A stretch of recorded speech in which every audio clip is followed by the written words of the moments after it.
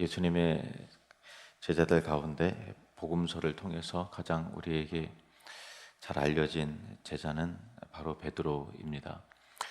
어떤 상황에서든 가장 먼저 나서서 행동하고 말하고, 그래서 가장 자연스럽게 주도권을 잡고 또 이야기의 흐름에서 가장 주목받는 인물이 베드로였습니다. 예수님이 제자들에게 어떻게 생각하는지를 물으실 때마다 항상 베드로가 앞서서 먼저 대답을 했고, 또 열정적이고 모르는 게 없고 자신감 넘치는 데다가 또 충동적이기까지 해서 바다 위로 뛰어들 정도였습니다. 베드로에게는 장점도 많이 있었습니다. 그는 엄청난 열정과 용기가 있었고요. 그리고 추진력을 가진 타고난 지도자였습니다. 베드로는 진정으로 예수님께 헌신했고 온 마음을 다해 예수님을 사랑하고 제자가 되길 원했습니다. 예수님 역시 베드로를 12사도 가운데 리더 역할을 하도록 정하셨습니다. 다만 베드로의 문제는 예수님이 성공하길 원했다는 것입니다.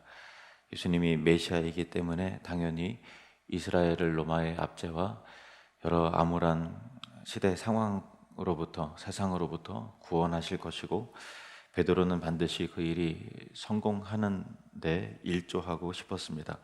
예수님이 제자들에게 자신이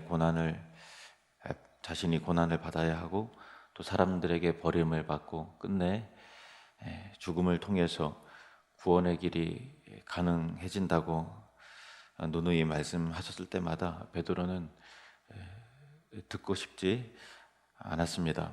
예수님의 죽음은 실패를 의미했고, 베드로는 반대로 예수님이 성공하기를 바랬던 것입니다. 다락방에서 진행된 6월절 만찬의 자리를 예수님이 일종의 송별회로 만드셨을 때 그 자리의 대화는 온통 헤어짐과 불안과 또 배신과 그리고 임박한 위기에 관한 내용뿐이었습니다. 하지만 베드로는 그 상황에서 어떻게 대처해야 할지를 결심합니다.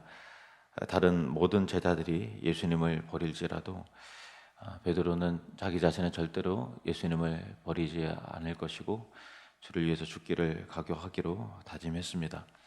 성전 경비대가 칼과 몽치를 들고 예수님을 잡으러 겟세마네 동산에 당도했습니다. 베드로는 자신이 가지고 있는 검을 휘두르며 저항하다가 대제사장의 종을 쳐서 오른편 귀를 베어버렸습니다. 베드로는 나름 용기 있게 주님을 위해 행동한 것이었지만 예수님은 오히려 베드로를 책망하시며 이렇게 말씀하십니다. 칼을 칼집에 꽂으라. 아버지께서 주신 잔을 내가 마시지 아니하겠느냐. 칼을 가지는 자는 다 칼로 망하느니라 하셨습니다. 베드로는 예수님을 지킬 각오가 되어 있었지만 예수님은 그것을 거절하셨습니다. 이제 베드로가 할 수 있는 것은 아무것도 없었으므로 다른 제자들과 함께 도망쳤습니다. 그렇게 도망을 가다가 예수님에게 어떤 일이 벌어지는지 그 결말을 자신의 눈으로 확인하고 싶어져 멀찍이 뒤를 쫓았고, 들키지 않게 무리 속에 섞여 들어와서 대제사장 바깥 뜰에서 하인들과 함께 앉아 불을 쬐며 저 멀리 보이는 예수님이 신문을 당하시는 상황을 멀리서 관찰하고 있었습니다.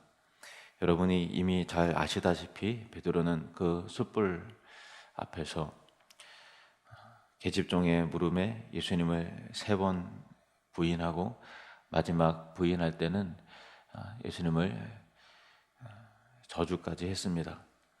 이 지점에서 베드로는 자신의 완전한 실패를 경험하게 되지요. 겁이 났던 것일까요?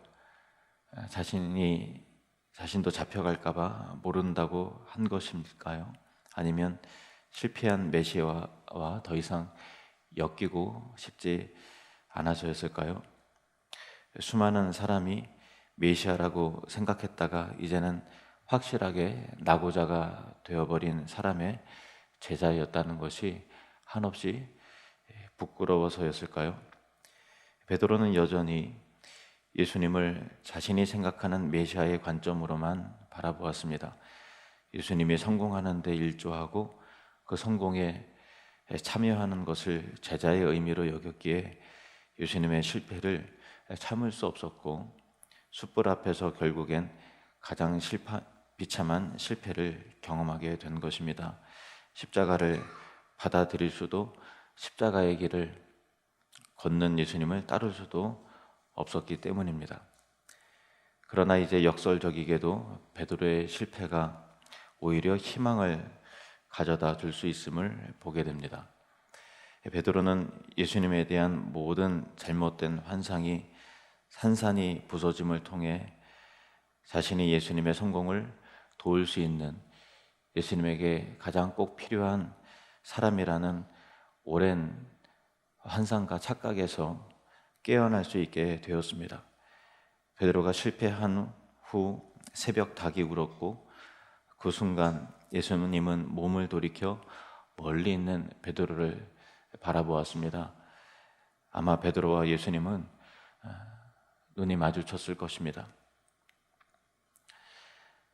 베드로는 밖으로 나가 심히 통곡하며 울었고 그러한 실패를 겪고 나서야 제자로서 십자가의 길을 비로소 걸을 수 있게 됩니다. 베드로는 자신이 예수님의 성공을 도울 수 있다고 생각했는데 실은 실패한 자신을 일으켜 세우시기 위해 예수님이 이 땅 가운데 오신 것이었습니다. 그리고 실패한 자신에게 생명을 주시기 위해 예수님이 대신 죽으셨던 것입니다. 사람들은 예수님이 실패했다고 보았지만 오히려 예수님은 실패처럼 보이는 십자가와 죽음을 통해 우리를 구원하셨던 것입니다. 여기에 십자가가 내포하는 역설적 진리가 있습니다. 예수님의 죽음은 곧 우리의 생명입니다. 우리의 실패는 곧 하나님의 성공입니다. 나의 넘어짐은 곧 일어섬의 시작입니다. 베드로는 대제사장의 뜰에서 비참히 철저하게 실패했기에 그 실패는 역설적이게도 베드로를 착각과 자만과 자기 환상에서 죄에서 구원한 것이었습니다. 다 같이 눈을 감으시겠습니다.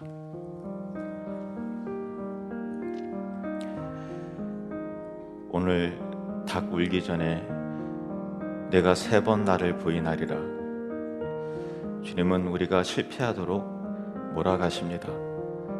그 처절한 실패를 통해 진정한 내 모습을 보게 하심으로 나를 허영과 착각과 교만의 죄로부터 구원해 내십니다. 실패는 달갑지 않고 내 자존심과 자아를 그리고 삶을 부분적으로 혹은 완전히 무너뜨리는 것이지만 주님은 그 실패를 통해 은혜가 무엇인지 알게 하시며 다른 실패한 자를 공감할 수 있는 이해의 폭을 넓혀주시며 십자가의 길이 무엇인지 깨닫게 하십니다. 역설적이게도 실패는 구원의 시작이며 죽음은 생명의 씨앗이 되며 넘어짐은 일어섬의 시작임을 믿으십시오. 베드로는 옛 자아의 죽음, 실패를 통해 거듭날 수 있었습니다. 초대교회를 이끄는 신실한 리더가 될 수 있었습니다. 여러분의 좌절과 실패는 무엇입니까? 다 같이 묵상하시겠습니다.